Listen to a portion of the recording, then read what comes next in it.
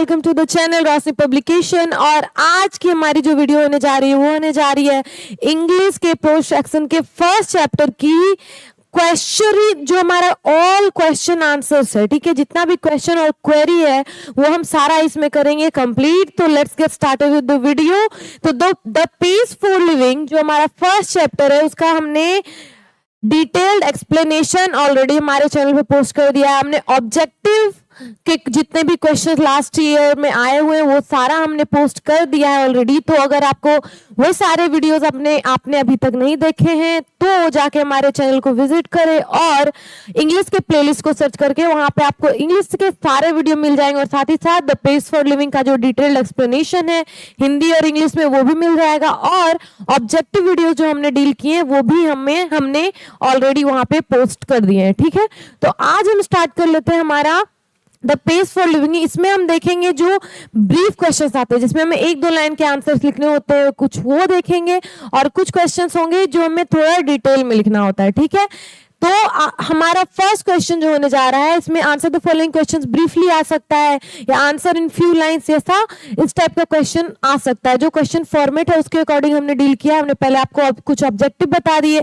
अब हम short type question, short answer type question आपको बता रहे हैं। तो फर्स्ट जो हमारा क्वेश्चन है, Where did the writer watch the play? ठीक है, तो the pace for living R C. Hutchinson जो इसके ब्रिटिश नॉवलिस्ट जो इनके राइटर हैं, द पेस फॉर लिविंग एक ऐसे है और उसमें क्या होता है जो हमारे राइटर है वो फर्स्ट ही सीन क्या है, राइटर एक प्ले देखने जाते हैं। ठीक है, इसी से उस स्टोरी की शुरुआत होती है। तो where did the writer watch the play, ये हमारा फर्स्ट क्वेश्चन है।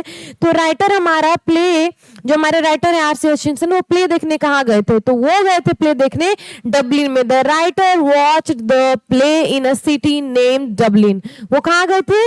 Where did the writer watch the play, writer ने प्ले जो था वो ड्रामा जो नाटक था वो कहाँ देखा था? तो डबलिन नामक एक सिटी में, एक नगर में देखा था। The writer watch the play in a city named Dublin. ठीक है, तो ये था हमारा फर्स्ट क्वेश्चन। ये सिंपली आ सकता है आपको 1-2 मार्क्स के जो क्वेश्चन होते हैं उसमें। तो याद रखना है where did the writer watch the play, play से रिलेटेड जहां भी क्वेश्चन आएगा, ठीक है, जिसमें प्ले की बात हो रही है, किसी ड्रामा की बात हो रही है कि वॉच द प्ले, इसका मतलब है कोई भी ड्रामा देखने गया है, कोई नाटक देखने गया है। अगर इसकी बात हो तो आप समझ जाइए द पेस फॉर लिविंग से ये क्वेश्चन आया है और इसके राइटर कहाँ पे जाते हैं? डबलिन।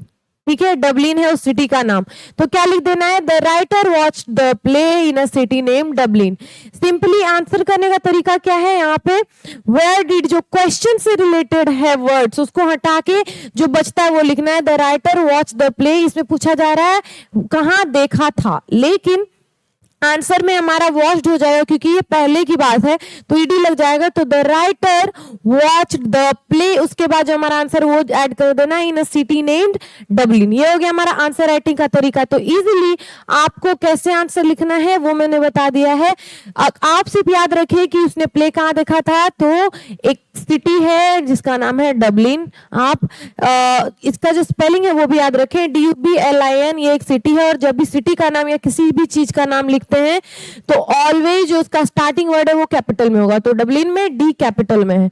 अब हम आ जाएंगे अपने सेकेंड क्वेश्चन में जो है who was the chief character in the play. तो फिर एक जो प्ले है, जो हमारा नाटक है, उससे ही रिलेटेड क्वेश्चन आया है who was the chief character. तो जो नाटक देखने गए थे आर.सी. हचिंसन हमारे लेखक, उसमें चीफ कैरेक्टर कौन था, उस नाटक का चीफ कैरेक्टर कौन था? तो अगर आपने हमारे वीडियोस जो मैंने चैनल पे पोस्ट किए हैं वो नहीं देखे, आपने ऑब्जेक्टिव भी अगर देखा होगा तो आपको आंसर पता होगा, अगर आपने एक्सप्लेनेशन वीडियो देखा है तो भी आंसर पता होगा। पर अगर आपको नहीं पता है तो इस वीडियो से भी आपको पता चल जाए क्योंकि हम आंसर ही करवा रहे हैं यहाँ पे। Who was the chief character in the play, तो मुख्य पात्र कौन था? जब आर.सी. हचिंसन जो नाटक देखने गए थे उसका मुख्य पात्र था एक एल्डरली कॉर्न मर्चेंट। ठीक है, द चीफ कैरेक्टर, यहां से भी आप देख सकते हैं हु वाज हट गया, द चीफ कैरेक्टर, क्योंकि was the chief character in the play यहाँ पे पूरा हमने डायरेक्टली क्वेश्चन से ही ले लिया है। उसके बाद हमने अपना आंसर जोड़ दिया है। वो जो वहां पे आगे था क्योंकि ये क्वेश्चन इंटरोगेटिव सेंटेंस है, अगर हमारा क्या है ये, अगर सकारात्मक वाक्य पॉजिटिव सेंटेंस आया तो वाज इसके बाद लगेगा, ठीक है। जो हमारा सब्जेक्ट है ऑब्जेक्ट है, the character in the play was लगा दिया, फिर हमारा आंसर आ गया an elderly man corn merchant, ठीक है। तो वो कौन था, हमारा चीफ कैरेक्टर मुख्य पात्र था एक बूढ़ा मक्का व्यापारी, ठीक है। तो आंसर हो गया the chief character in the play was an elderly corn merchant. तो आपको ये आंसर भी क्लियर हो गया होगा कि who was the chief character in the play. अगर ये क्वेश्चन आया और प्ले इसमें आपको दिख रहा है तो ये simply the pace for living से, और इस कहानी में जो हमारे लेखक देखने जाते हैं नाटक, उसमें सबसे पहले कौन रहता है उसका मुख्य किरदार, एक मक्का व्यापारी। तो आपको लिख देना है एन एल्डरली कॉर्न मर्चेंट, क्योंकि एन लगेगा क्योंकि यहाँ पे वॉवेल है ई, ठीक है। एन एल्डरली कॉर्न मर्चेंट हो गया मक्का व्यापारी। अब हम आ जाते हैं अपने थर्ड क्वेश्चन पे, ठीक है। थर्ड क्वेश्चन क्या है, does the writer dislike rapid movement in every field. यहाँ पे क्या बात हो रही है, जो हमारे राइटर है वो क्या हर फील्ड में जो फास्ट रैपिड मूवमेंट है, तेजी जो तेज रफ्तार है उसे नापसंद करते हैं। इस क्वेश्चन में क्या पूछा जा रहा है, क्या जो राइटर है वो डिसलाइक करते हैं, नहीं पसंद करते हैं तेज मूवमेंट, तेज रफ्तार हर फील्ड में, इन एवरी फील्ड, हर फील्ड में। तो नहीं, ऐसा नहीं था। वो राइटर क्या थे, पसंद करते थे तेज रफ्तार जब वो कार चलाते थे। 90 मील प्रति घंटा जाना पसंद था उन्हें, लंदन में डाइन करना, डिनर करना और न्यूयॉर्क में लंच करना पसंद था, ठीक है। तो राइटर को मूवमेंट पसंद था, तेजी पसंद थी, लेकिन हर फील्ड में नहीं। तो आंसर क्या हो जाएगा, no, the writer does not dislike, ठीक है, rapid movement in every field. No, the writer does not dislike rapid movement in every field. Answer हमारा क्या, क्योंकि यहाँ एवरी फील्ड की बात हो रही है इसलिए यहाँ पे आंसर हो जाएगा नो, क्योंकि राइटर को कुछ कुछ जगहों पे रफ्तार, तेज रफ्तार की जिंदगी पसंद है लेकिन हर जगह नहीं। तो यहाँ पे आंसर हो रहा है हमारा, क्योंकि यहाँ डिसलाइक पूछा जा रहा है इसलिए हमने नो लगाया। लाइक रहता, does the writer like rapid movement in every field, इसमें भी नो लगता, लेकिन लगता अगर क्वेश्चन रहता does the writer like rapid movement in few fields, तो आंसर होता यस, क्योंकि उन्हें कुछ जगह पे तेज रफ्तार पसंद है, हर जगह तेज रफ्तार नहीं पसंद है, और हर जगह तेज रफ्तार नापसंद भी नहीं है। तो no, the writer does not dislike rapid movement in every field. क्या है, नहीं, हमारे जो राइटर हैं द लेखक पसंद नहीं करते, नापसंद नहीं करते हैं रैपिड मूवमेंट, तेज रफ्तार हर फील्ड में, ठीक है। ये हमारा आंसर हो गया, no, the writer does not dislike rapid movement in every field. तो इसमें क्वेश्चन में कंफ्यूज नहीं होना है, ठीक है, लिखना है नो। अगर डिसलाइक के बारे में पूछा जा रहा है, नापसंद करते हैं, तो नहीं, वो नापसंद नहीं करते हर फील्ड में तेजी, ठीक है, कुछ कुछ फील्ड में उन्हें पसंद भी है। तो इसमें कंफ्यूज ना हो आप। अब हम आ जाते हैं हमारे फोर्थ क्वेश्चन पे, In which situation does the writer find himself in the cinema? तो पहला दृश्य था जब वो नाटक देखने जाता है डबलिन में, ठीक है, लेकिन दूसरा उसमें पार्ट ऑफ उसका जो ऐसे का दूसरा पार्ट है उसमें हम क्या देखते हैं, जो हमारे राइटर है वो अपनी वाइफ के साथ जाते हैं सिनेमा देखने, मूवी देखने, ठीक है। तो वो अपने आप को किस सिचुएशन में पाते हैं, वो इसमें पूछा जा रहा है किस स्थिति में पाते हैं राइटर खुद को जब वो सिनेमा जाते हैं, ठीक है। In which situation does the writer find himself in the cinema. तो हमारा आंसर क्या है, होपलेस फॉग के सिचुएशन में पाते हैं, होपलेस सिचुएशन में पाते हैं, ठीक है। He found himself in a hopeless situation in the cinema. Hopeless क्या हो गया, आशाहीन, ठीक है, आशा ही नहीं है वहां पे उन्हें कोई कि उन्हें सिनेमा पसंद आए, क्योंकि राइटर खुद को क्या सोचते हैं, एक स्लो थिंकर की टाइप से वो बिलोंग करते हैं। वो सोचते हैं I am a slow thinker, मैं धीरे धीरे सोचने वाला, धीरे धीरे समझने वाला इंसान हूं। तो उन्हें जो मूवी, जो सिनेमा जो वो देखने गए, उसमें दृश्य क्या होता है, तेजी से बदल रहे होते हैं, तो वो उन्हें चीजें समझ नहीं आ रही है। वो अपनी वाइफ से पूछते हैं कि सिनेमा में हो क्या रहा है, ठीक है। तो उन्हें क्या सिचुएशन लग रही है कि वो सिनेमा देखने गए पर उन्हें समझ में नहीं आ रहा है कुछ भी, तो वो क्या अपने आप को होपलेस सिचुएशन में पाते हैं, कैसी स्थिति जहां पे उन्हें कोई आशा नहीं बची है उनको, ठीक है।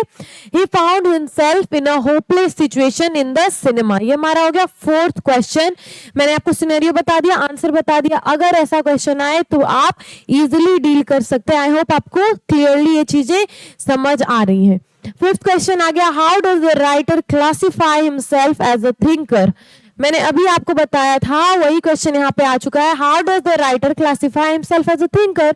जो हमारे राइटर है वो एज अ थिंकर अपने आप को कैसे देखते हैं, कैसे थिंकर है वो इस क्वेश्चन में पूछा जा रहा है। तो हमारा आंसर क्या होगा, स्लो थिंकर। वो अपने आप को कैसा थिंकर सोचते थे, स्लो, और वो क्यों सोचते थे, कैसे है वो स्लो थिंकर, वो इसमें पूछा जा रहा है। हाउ डज द राइटर, क्यों वो अपने आप को सोचते हैं, कैसे है वो स्लो थिंकर, वो इससे पूछा जा रहा है। कैसे राइटर अपने आप को क्लासिफाई करते हैं एज अ थिंकर, ठीक है। तो because the writer states in the given essay that he belongs to the tribe of slow thinkers, so the writer classify himself as a slow thinker। यहाँ पे ये simply आप लिख सकते हैं the writer states in the given essay that he belongs to the tribe of slow thinkers, so the writer classifies himself as a slow thinker। इसमें क्या होता है, पूछा जा रहा है कैसे वो अपने आप को, किस तरह से वो करते हैं एज अ थिंकर क्लासीफाई। तो यहाँ पे क्या आंसर हमारा बोल रहा है, क्योंकि वो इस कहानी में इस ऐसे में बोलते हैं कि वो स्लो थिंकर्स के ट्राइब से बिलोंग करते हैं, स्लो थिंकर का जो कम्युनिटी है उससे बिलोंग करते हैं, उसके ग्रुप से बिलोंग करते हैं, इसलिए वो क्या है, एक स्लो थिंकर है, ठीक है।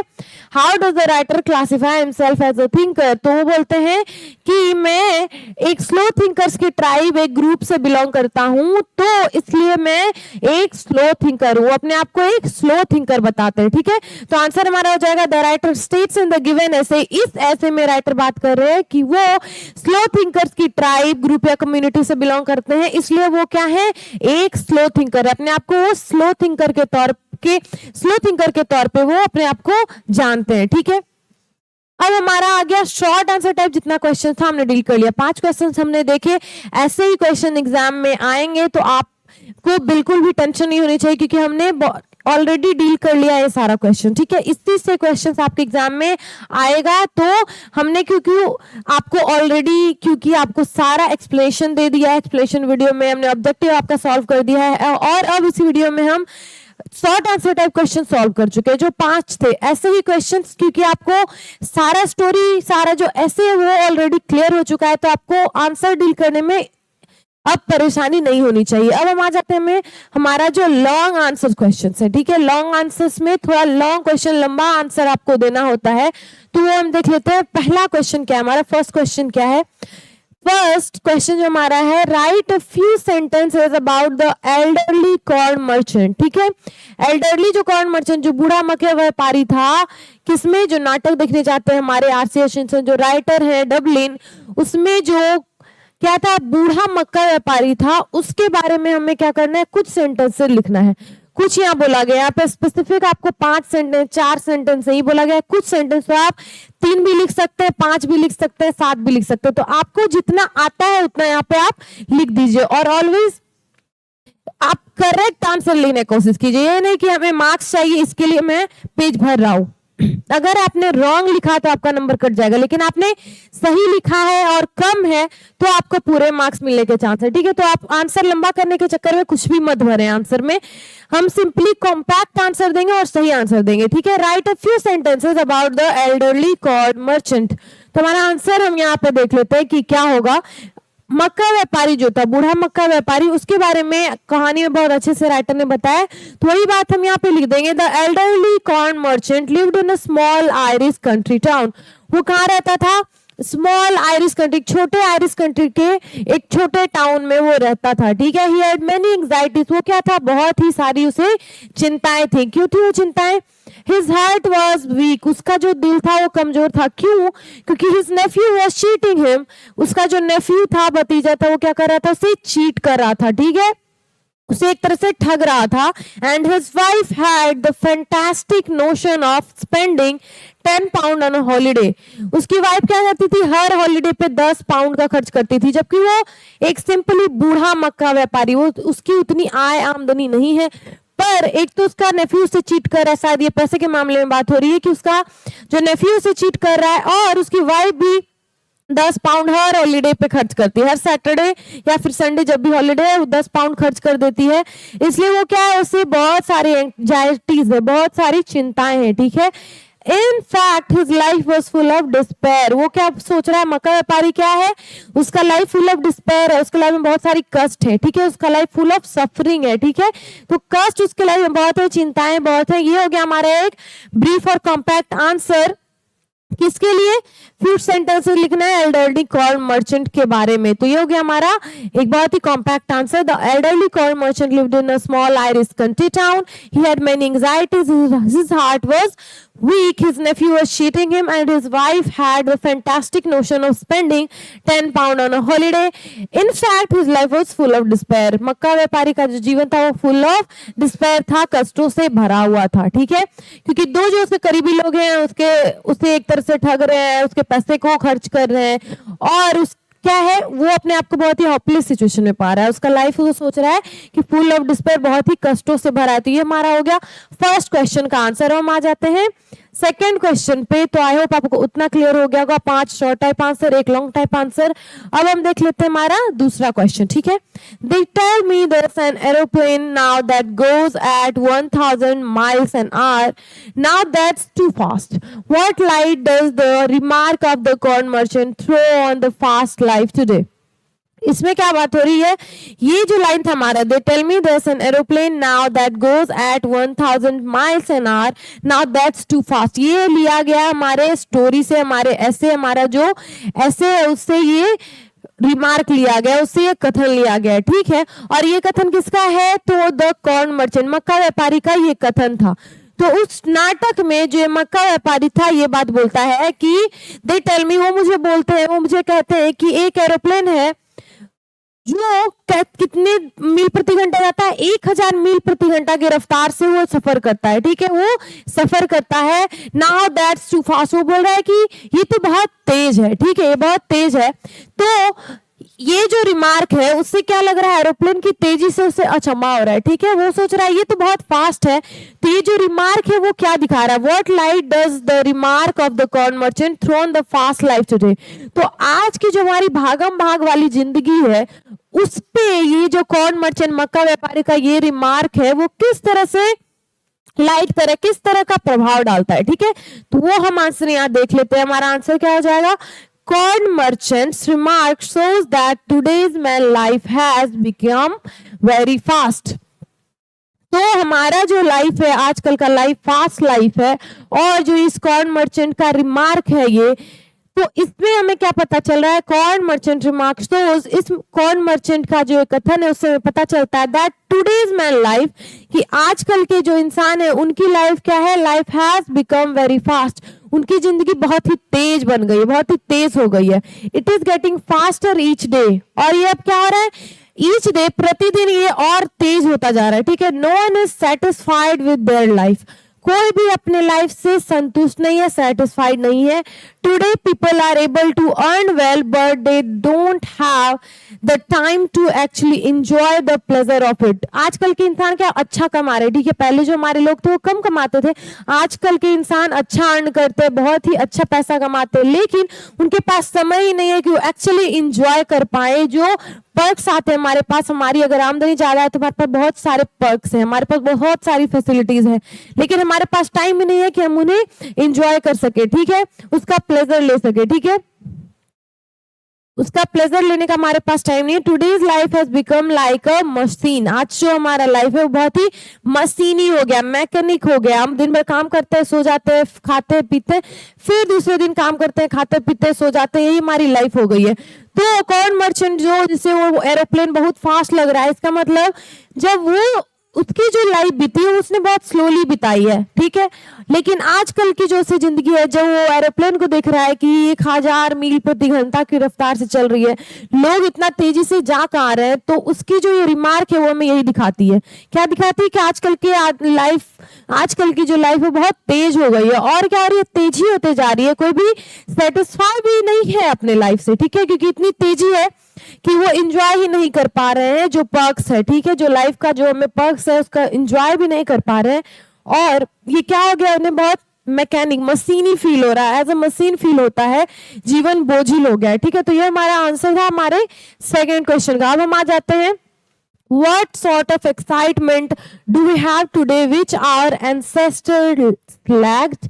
Is it an advantage or a disadvantage? इसमें क्या बात हो रही है, जो what sort of excitement do we have, हमारे पास किस तरह का एक्साइटमेंट है, किस तरह की क्या है, एक्साइटमेंट है today which our ancestor lack, जो हमारे एंसेस्टर्स के पास नहीं थी, ठीक है। आज हमारे पास क्या ऐसी चीजें हैं जो हमें एक्साइट करती है, खुश करती है, ठीक है, ये जो हमारे एंसेस्टर्स के पास नहीं थी, एंसेस्टर्स लैक्ड, उनके पास नहीं थी वो सारी चीजें, ठीक है। इज इट एन एडवांटेज और अ डिसएडवांटेज? क्या ये एक एडवांटेज है, क्या उनसे बेटर है, या फिर ये डिसएडवांटेज है, क्या हमारी जिंदगी और भी बुरी हो गई है उनकी लाइफ के अपेक्षा? तो इसमें ये बात हो रही है, तो हमारा एडवांटेज है या डिसएडवांटेज, वो हम देख लेते हैं। In our life we have a lot of excitement. Answer हम कैसे लिखेंगे, स्टार्ट करेंगे। In our life we have a lot of excitement. हमारी लाइफ में क्या है, बहुत सारे एक्साइटमेंट है। हम डेली कुछ ना कुछ नया हो रहा है, नई मूवीज आ रही है, शादियां हो रही है, बर्थडेज आ रहे हैं, कंपनी में आपको क्या मिल गया, आप एक्सपैंड करें अपना बिजनेस, ठीक है। तो ऐसी जो चीजें हैं हमारे पास, कुछ ना कुछ इंजॉय करने के लिए, कुछ ना कुछ एक्साइटिंग करने के लिए हम ट्रैवलिंग करने जाते हैं, किसी फ्रेंड से मिलने जाते हैं, ठीक है। तो ये सारी चीजें जो है हमारे पास, एक्साइटमेंट के बहुत सारे तरीके हैं, बहुत सारी एक्साइटमेंट है। We adore the machines. हम क्या है, मशीन्स को भी बहुत ही प्यार करते हैं। हमारी जो लाइफ है मशीनों से घिरी हुई है। ये मॉनिटर, ये पेन, ये कैमरा जो सामने लगाया है, ये सब क्या है, मशीन है। तो हम मशीनों से घिरे हुए हैं, ठीक है। We enjoy going in a car at 90 miles an hour। जो हमारा हम इंजॉय करते हैं, ठीक है, हम कार से लंबी दूरी तय करना, लॉन्ग ड्राइव्स पे जाना, और तेजी से 90 मील प्रति घंटा वाली कार जो तेजी से हमें पहुंचा दे एक जगह से दूसरी जगह, वो हम इंजॉय करते हैं। We dine in London. हम क्या कर रहे हैं, खाना, अगर हमें खाना हो तो लंदन में खा रहे हैं, अगर हमें लंच करना हो तो न्यूयॉर्क जा रहे हैं, जिनके पास ये सारी फैसिलिटीज है आजकल लोगों के पास, ठीक है। अगर आपकी चॉइस है और पैसे तो आप कहीं भी जा सकते हैं किसी भी मिनट पे। तो ये सारी जो एक्साइटमेंट्स है कि हम सुबह यहाँ है, शाम में हम कहीं और होंगे, किसी और बड़ी सिटी में, ठीक है। तो ये सारी जो एक्साइटमेंट है वो हमारे एंसेस्टर्स के पास नहीं थे। हम कितनी जल्दी कहीं का भी सफर तय कर सकते हैं, एक दुनिया के कोने से दूसरे कोने में जा सकते हैं बहुत ही जल्दी, ठीक है।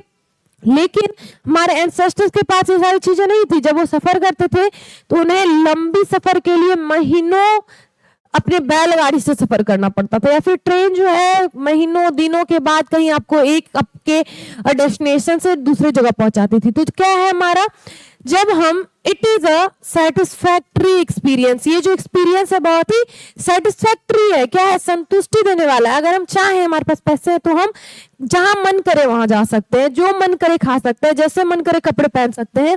अ सॉर्ट ऑफ एक्साइटमेंट, ये क्या है, सेटिस्फैक्ट्री एक्साइटमेंट, सेटिस्फैक्ट्री एक्सपीरियंस है। और हमें क्या है, बहुत ही उत्तेजना जो है, हम उत्तेजित हो रहे हैं, हमें क्या हो रहा है, प्रसन्नचित्त है, बहुत ही खुश है हम। विच आर एंसेस्टर लैक, जो हमारे एंसेस्टर्स के पास नहीं थी ना, उतने इवेंट्स पहले होते थे, ना ही क्या थी, वो उन्हें सफर भी नहीं कर सकते थे। जो उनके पास लिमिटेड रिसोर्स था उसी में वो अपना जीवन यापन कर लेते थे। यही बात हो रही है, सॉर्ट ऑफ जो एक्साइटमेंट है, जो एक्सपीरियंसेस है, जो हम लंबी सफर पे जाते हैं, तेज गाड़ियों में, एरोप्लेन्स है, या फिर जो सारी मशीनों का हम उपयोग कर रहे हैं अपनी लाइफ को इजी बनाने में, वो सारी चीजें हमारे एंसेस्टर्स लैक करते थे। यही क्वेश्चन पूछा जा रहा है, किस तरह का एक्साइटमेंट हमारे एंसेस्टर्स के पास नहीं था, तो इस तरह का, ठीक है।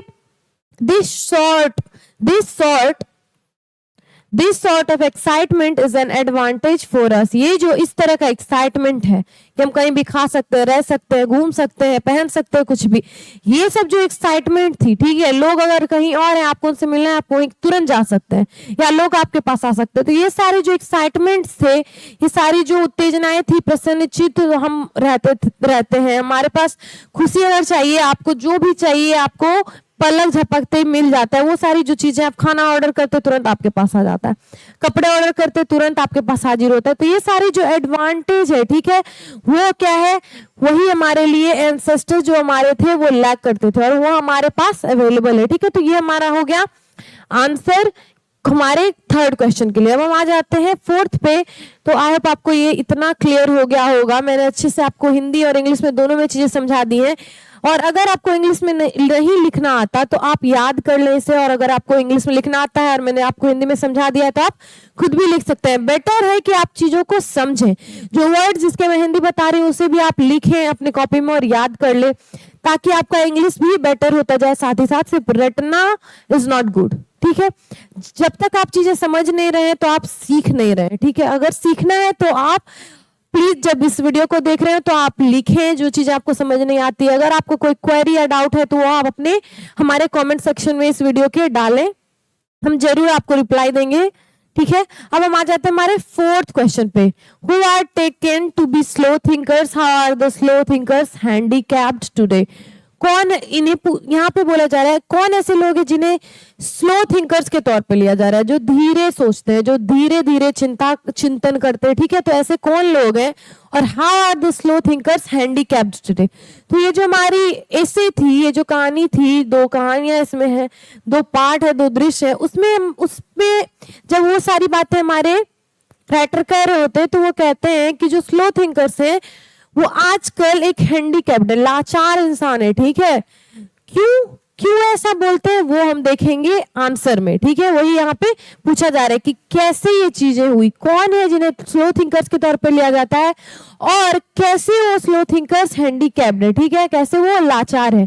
तो यहाँ पे हम आंसर हमारा देख लेते हैं। Those people whose mental activity do not follow the pace of machines. Those people whose mental activity do not follow the pace of machines, those who are cursed with Lesprate the Lescrate are taken to be slow thinker. इसमें क्या बोला जा रहा है कि ऐसे लोग जो जिनकी मेंटल एक्टिविटी, जिनका क्या है, मानसिक जो क्रियाएं हैं वो फास्ट नहीं है, वो फॉलो नहीं करता है किसका speed, the pace of machines, machine का स्पीड फॉलो नहीं करता है, वो मशीन के स्पीड से काम नहीं कर पाते, वो कैसे काम करते हैं, स्लोली। ठीक है, उनका पेस जो है, जो मेंटल एक्टिविटी की जो उनकी रफ्तार है वो क्या है, स्लो है, वो मशीनी नहीं है। ठीक है, those who are cursed with l'esprit de l'escalier, जो लाइफ में स्लो जीना चाहते हैं। ठीक है, जो कर्ज है, यहाँ पे क्या बोला जा रहा है, कर्ज है, जो शापित हैं किस थिंकिंग से, कि उन्हें लाइफ को स्लो तरीके से जीना है, उन्हें छोटे छोटे प्लेजर्स है उसे एंजॉय करना है। ठीक है, उनका जो माइंड है स्लोली चलता है। तो ऐसे जो लोग हैं are taken to be slow thinkers. तो ऐसे ही लोगों को क्या बोलते हैं, हम स्लो थिंकर्स बोलते हैं। हमारे राइटर ऐसे ही लोगों को क्या बोलते हैं, स्लो थिंकर्स। तो ये था हमारा पहले पार्ट का answer, who are taken to be slow thinkers. तो those people whose mental activity do not follow the pace of machines, those who are cursed with Lesprate the Sclerate are taken to be slow thinkers. ये जो word है ये थोड़ा क्या है, tongue twister है, थोड़ा हार्ड है, इसे याद करना पड़ेगा क्योंकि ये हमारे जो ऐसे है उसमें ये पार्ट, ये वर्ड मेंशन्ड है। तो ये आप याद कर ले, ऐसे जो लोग हैं जो इस लेस्प्रेट द स्क्लेरेट वाली थिंकिंग से कर्स्ड हैं और शापित हैं, उन्हें हम क्या बोलते हैं, स्लो थिंकर्स बोलते हैं। ठीक है, तो ये हमारा फर्स्ट पार्ट था। अब सेकंड पार्ट क्या था क्वेश्चन का, how are the slow thinkers handicapped today. तो जो स्लो थिंकर्स हैं उसे हमारे राइटर क्या बोलते हैं, हैंडीकैप्ड। तो वो कैसे हैंडीकैप्ड हैं आजकल, तो people who light on the most devastating repartee about 4 hours after party. तो जो ऐसे लोग हैं जिन्हें एक पार्टी में अगर कुछ बात हुई तो उन्हें 4 घंटे पार्टी से निकलने के बाद 4 घंटे बाद वो चीजें समझ में आ रही हैं, वो स्लो थिंकर्स हैं। ठीक है, ये हमारे ऐसे में मेंशन्ड है चीजें। Such people get the lowest marks in any intelligence test. तो ऐसे जो लोग हैं according to the writer, according to the author, इन लेखक के मुताबिक जो स्लो थिंकर्स हैं उन्हें इंटेलिजेंस टेस्ट में भी कम मार्क्स आएगा, क्योंकि इनके अकॉर्डिंग, इन राइटर के अकॉर्डिंग इंटेलिजेंस टेस्ट ऐसे जनरली किस चीज में यूज होता है, हमारा इंटेलिजेंस नापने के लिए, हमारी बौद्धिक क्षमता को मापने के लिए। लेकिन अकॉर्डिंग टू द राइटर, हमारे राइटर के अकॉर्डिंग स्लो थिंकर्स हैं उन्हें कम मार्क्स आएगा, क्योंकि जो इंटेलिजेंस टेस्ट है उनके अकॉर्डिंग मेंटल स्पीड को नापता है, हमारी जो बौद्धिक क्षमता को ना नापकर बौद्धिक जो तेजी है उस क्षमता में उसे नापता है। तो जो स्लो थिंकर्स होंगे उनकी बुद्धि तेजी नहीं है, वो तेज नहीं सोचते हैं, तो वो उनका क्या होगा, लो मार्क्स आएगा। क्या आएगा, लोएस्ट मार्क वो अचीव करेंगे किसी भी इंटेलिजेंस टेस्ट में, according to the writer, according to this essay. तो a slow thinker are terribly handicapped in the business of getting a living.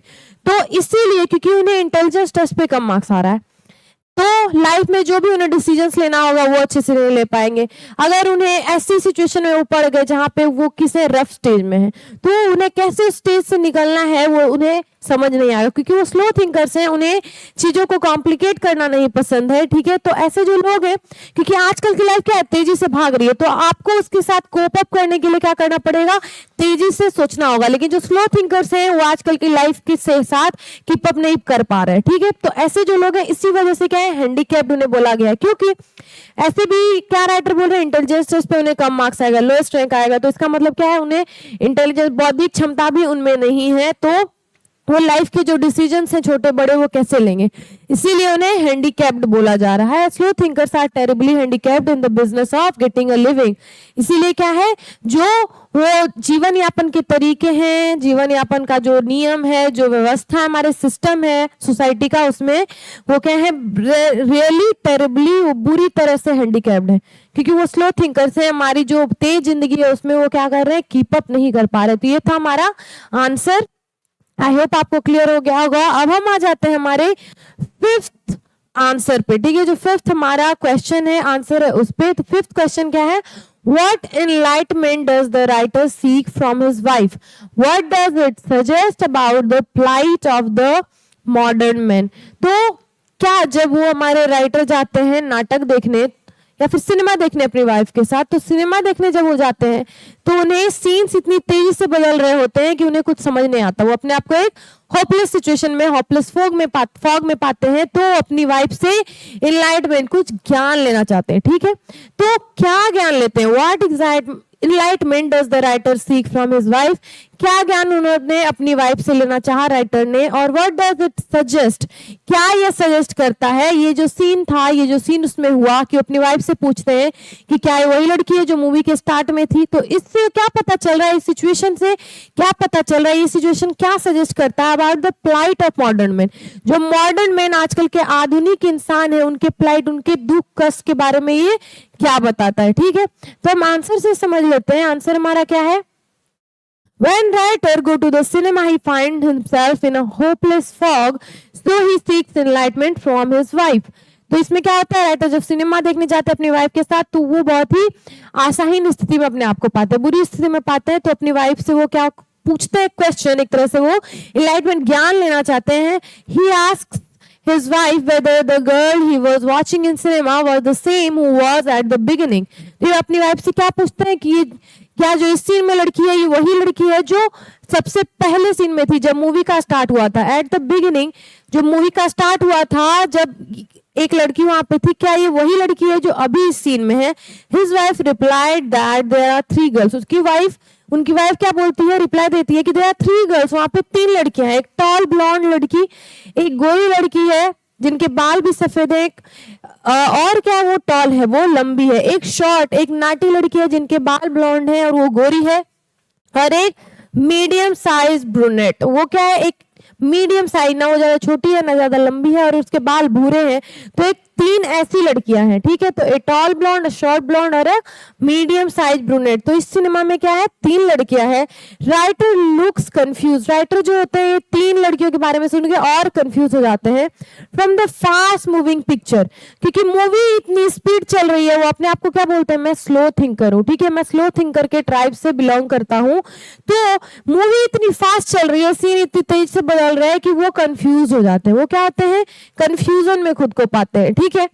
This shows that, तो ये क्या दिखाता है, ये जो सीन है क्या दिखाता है, that this shows that life of modern man becomes very fast as the machines.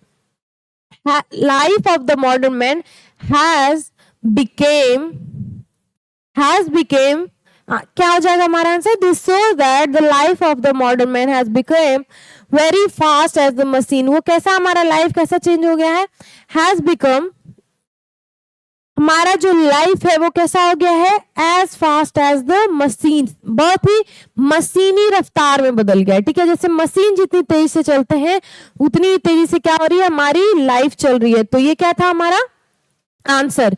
इसमें क्या पूछा जा रहा है, तो मॉडर्न मैन के दुख के बारे में। मॉडर्न मैन का यही दुख है ना कि उन्हें इतनी तेजी से उनकी लाइफ चल रही है कि वो कंफ्यूज हो जा रहे हैं, उतनी तेजी से लाइफ चल रही है कि वो कीप अप नहीं कर पा रहे सारे सिचुएशन का। जो प्लेजर्स है, जो एक्साइटमेंट है हमारी लाइफ में, हम उसे इंजॉय ही नहीं कर पा रहे। वो सारी चीजें हैं तो, लेकिन हम उसका प्लेजर नहीं ले पा रहे। तो हमारी लाइफ क्या हो गई, मशीनी हो गई, इतनी तेज रफ्तार मशीनें जो होती है उसके जैसी लाइफ हो गई है। The above example suggest that, ये जो एग्जाम्पल हमने यहाँ पे देखा है इस स्टोरी में, इस ऐसे में जो ये सीन था, वो क्या सजेस्ट करता है, वो दिखाता है the plight of modern man. तो मॉडर्न मैन के दुख को दिखाता है, चिंता को दिखाता है, whose life really seems very miserable। तो उनका जीवन क्या है, बहुत ही मिजरेबल हो गया, बहुत दुखी हो गया है, कष्टों से भरा हुआ हो गया है, ठीक है। क्यों, क्योंकि लाइफ क्या है, फास्ट मूविंग हो गई, लाइफ बहुत तेजी से चल रही है, बहुत ही मशीनी रफ्तार से चल रही है, तो लाइफ के जो रियल क्या हो सकते हैं प्लेजर्स, एक्साइटमेंट है, हम उन्हें इंजॉय नहीं कर पा रहे हैं। तो यही है मॉडर्न मैन का प्लाइट, यही ये सीन सजेस्ट करता है। जब राइटर इनलाइटमेंट लेने जाते हैं कहा अपनी वाइफ से, तो उन्हें क्योंकि ये चीजें समझ नहीं आ रही है, क्यों, क्योंकि मूवी बहुत फास्ट चल रही है, वो स्लो थिंकर है। तो ऐसे जो मॉडर्न मैन है, जो मे बी स्लो थिंकर्स होंगे या फास्ट थिंकर्स होंगे, फिर भी वो लाइफ इतनी तेजी से चल रही है, मशीनी तेजी से, क्योंकि उन्हें लाइफ को कीप अप करना मुश्किल हो गया है। ठीक है, वो कीप अप नहीं कर पा रहे रफ्तार के साथ, तो उनकी लाइफ क्या हो गई है, मिजरेबल हो गई है, दुखों कष्टों से भरी हो गई, जैसी लाइफ थी मक्का व्यापारी की, जैसी लाइफ थी हमारे राइटर की, क्योंकि उन्हें मूवी समझ में नहीं आ रही है। तो ऐसी राइटर क्या हो गई है, ऐसी लाइफ क्या हो गई है मॉडर्न मैन की, आजकल के जो आधुनिक इंसान है उनकी। ठीक है, तो ये था हमारा 5th question answer. I hope आपको ये क्लियरली समझ में आ गया हो कि जब भी ये क्वेश्चन आए तो आप आंसर कर सके, और नहीं समझ में आए तो ये आंसर आप अपनी कॉपी में लिख लें, उसे याद करें और कमेंट सेक्शन में हमारे आप फिर से डाल सकते हैं, मैं अच्छे से आपको फिर से ये क्वेश्चन क्लियर करूंगी। ठीक है, तो अब हम आ गए हमारे 6th, ठीक है, 6th क्वेश्चन जो है, summarise the central idea of this essay. इसमें क्या बोला जा रहा है, हमें एक समरी देना है, उसके सेंट्रल केंद्रीय जो बिंदु है, केंद्रीय जो इसमें सेंट्रल आइडिया है, ठीक है, केंद्रीय बिंदु इस कहानी का क्या था, केंद्रीय मुख्य पार्ट क्या था, मुख्य सोच क्या थी इस कहानी, इस ऐसे को लिखने से पहले। तो इस ऐसे को लिखने के पीछे जो सोच है उसको हम समराइज करेंगे। ठीक है, तो 6th क्वेश्चन हमारा हो जाएगा आंसर उसका, the central idea of this essay conveys that our life has become very fast. इस सेंट्रल आइडिया से क्या था, मुख्य बिंदु क्या था कि हमारा लाइफ क्या है, बहुत ही फास्ट हो गया, बहुत ही तेज हो गया है। एवरीथिंग इज मूविंग, सब कुछ तेजी से मूव कर रही है, in fast mode, everything is moving in fast mode, सारी चीजें बहुत ही तेजी से चल रही है, फास्ट मोड में चल रही है। But often it does not satisfy us, पर अक्सर ये क्या चीजें होती हैं, एक्साइटमेंट से भरी हमारी लाइफ है, लेकिन फिर भी हम संतुष्ट नहीं है। ऑफन इट डज नॉट, अक्सर ये हमें सेटिस्फाई नहीं करती है। It is necessary to make a balance between our life and thoughts. इसमें क्या बोला जा रहा है, जरूरी है कि हम एक बैलेंस बनाए, क्या बनाए, एक संतुलन बनाए, किसमें, हमारे लाइफ और थॉट्स में, हमारा जो सोच है, जैसे स्लो थिंकर्स है उन्हें क्या करना चाहिए, एक बैलेंस बनाना चाहिए। कैसे, थोड़ा अपने सोच को भी थोड़ा तेज बनाए, थोड़ा क्या करे, बौद्धिक क्षमता को अपने बढ़ाए, साथ ही साथ जो उनकी लाइफ है जो बहुत ही फास्ट भाग रही है उससे भी थोड़ा सा स्लो करने का ट्राई करें। ठीक है, तो ऐसे हम बैलेंस कर सकते हैं हमारा लाइफ। ये क्या बहुत ही जरूरी है कि अपने हम थॉट, जो हमारी सोच है, जो हमारी लाइफ है, उसे क्या करें, एक संतुलन दे। Only earning and spending more is not enough for a happy life. इसमें क्या बोला जा रहा है, एक सुखी जीवन जीने के लिए सिर्फ कमाना और खर्च ज्यादा करना क्या है, जरूरी नहीं है। ठीक है, नॉट इनफ, पर्याप्त नहीं है। ठीक है, ज्यादा कमाना, ज्यादा खर्च करना, ठीक है, ये एक सुखी जीवन के लिए पर्याप्त नहीं है। One should not forget the art of happy living. लोगों को द आर्ट ऑफ कला जो है सुखी जीवन जीने की, उस कला को नहीं भूलना चाहिए। One should remember that he is a human and not a machine. लोगों को याद रखना चाहिए कि वो एक इंसान है, एक मशीन नहीं है, एक इंसान है। ठीक है, Man has to keep pace with the changing world of today. और साथ ही साथ हमें याद रखना चाहिए कि हम क्या है, जो तेजी से बदल रही हमारी जिंदगी है उसके साथ हम क्या करें, उसके पेस को मेंटेन करें। जो तेजी है हमारी लाइफ की उसे भी हम क्या करें, मेंटेन करें। ठीक है, तो ये हमारा था 6th जो समरी था इस कहानी का। ठीक है, इसका जो सेंट्रल पॉइंट है, जो सेंट्रल आइडिया है, उसका यही समरी था। ठीक है, तो आई होप आपको ये क्वेश्चन भी क्लियर हो गया होगा। तो ये क्वेश्चन हमारे यहीं पे होते हैं। लास्ट 6 हमने देखा लॉन्ग टाइप क्वेश्चन आंसर। अब हम बात कर लेते हैं हमारे पब्लिकेशन की, रोशनी पब्लिकेशन की, जो आपको दे रही है सारे लिटरेचर के बुक, हिंदी, संस्कृत, इंग्लिश। तो आप देखेंगे कहीं भी कैप्टन सीरीज, हमारी जो सीरीज है उसका नाम है कैप्टन, और कैप्टन सीरीज की जितनी भी बुक आती है वो है रोशनी पब्लिकेशन के द्वारा पब्लिश्ड, और बहुत ही क्वालिटी प्रोडक्ट है। बहुत ही अच्छे से आपको सारे आंसर्स देखने को मिलेंगे, आपको कहानी की समरी, कहानी को अच्छे से समझाया गया है, क्वेश्चन आंसर भी दिए गए हैं, बहुत सारे एग्जाम्पल्स के साथ आपको चीजें समझाई गई हैं। ठीक है, जितनी भी आपको जरूरत है एक चैप्टर को अच्छे से क्लियर करने के लिए, एक सिलेबस को आपको अच्छे से क्लियर करने की, वो सारी चीजें आपको यहाँ पे मिल जाएंगे। साथ ही साथ आप परचेज कर सकते हैं हमारा क्वेश्चन बैंक भी, क्योंकि ये भी बहुत ही अच्छी बुक है, आपको कंपाइल्ड किया गया है सारा लास्ट ईयर का क्वेश्चन आंसर, वो भी आप क्वेश्चन बैंक यहाँ से परचेज कर सकते हैं। और लास्टली ये परचेज कहाँ पे करना है, तो हमारे वेबसाइट पे जो है और अवेलेबल हमारे लिंक जो अवेलेबल है वेबसाइट का हमारे चैनल के, आप डिस्क्रिप्शन में देख सकते हैं। और साथ ही साथ आप ये सारे बुक्स को परचेज कर सकते हैं ऑनलाइन प्लेटफॉर्म्स पे जैसे अमेजोन और फ्लिपकार्ट, या फिर आप अपने नजदीकी बुक स्टोर्स पे भी ये सारी किताबें कर सकते हैं परचेज। तो thank you so much for watching our videos lastly and really supporting us. Please share our videos, हमारे वीडियो को अपने फ्रेंड्स के साथ शेयर करें और इस वीडियो को लाइक करें, सब्सक्राइब करें and thank you so much.